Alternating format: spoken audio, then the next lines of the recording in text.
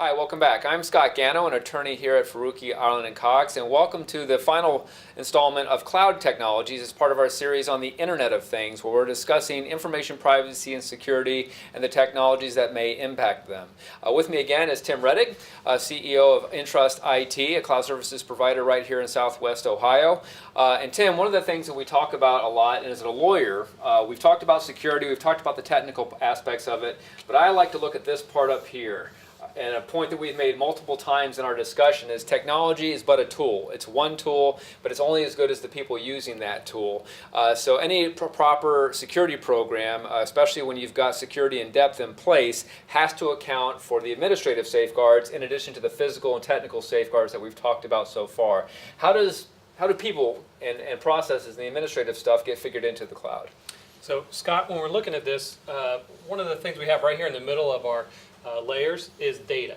Data is the reason, that's the whole point behind this whole discussion, is keeping it safe and keeping it secure. And when we look at this, the interesting thing about dealing with any type of technology is the fact that to get to this data, I don't have to circumvent all these different layers to get to this data. It's not like this is protecting it. What can happen is I can have a vulnerability in any one of these layers and it would allow a hacker, an external person, to access this data.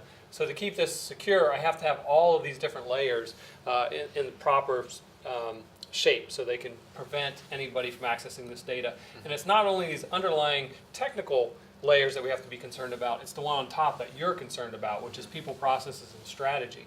So we need to make sure that our people are trained and aware so that they can keep the data secure also, because all I need is a person that isn't aware of the proper way to secure data or is tricked into easily giving data out to be able to access this data. So that's why we need to be concerned about all the different layers. Indeed. And to be sure, it's this spot right here, people, that prove many cases to be the weakest link in your security plan. You have to account for people in the process, both good guys and bad guys, employees and people that are outside the company, to appropriately safeguard your data.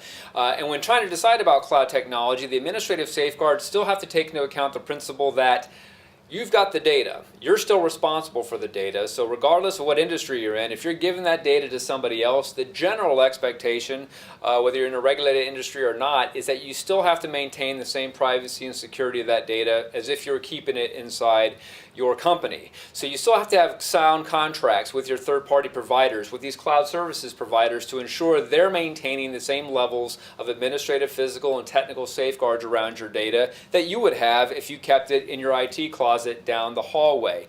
You want to make sure you train people. Train. Have a good training program and an awareness program to make sure people are always thinking about information privacy and security. They are the greatest risk. With all the things we've talked about, it still comes down to the people. And you've got to have sound policies and procedures in place so they understand the right way to use that information. And if you have a breach, and you probably will, just on the law of averages, you have a very clear plan on how to respond and to mitigate the threat. Because as Tim pointed out, even an appropriate layered security front, it can come from anywhere. Having a layered approach like you have here, of which a cloud system might be appropriate, helps you to isolate it and to mitigate the resulting harms, which any regulated industry or enforcement agency is going to want to see from you in the case of a data breach. Tim, thanks for your time today. Thank you. Thank you for joining us again, and stay tuned for our next in our series, The Internet of Things.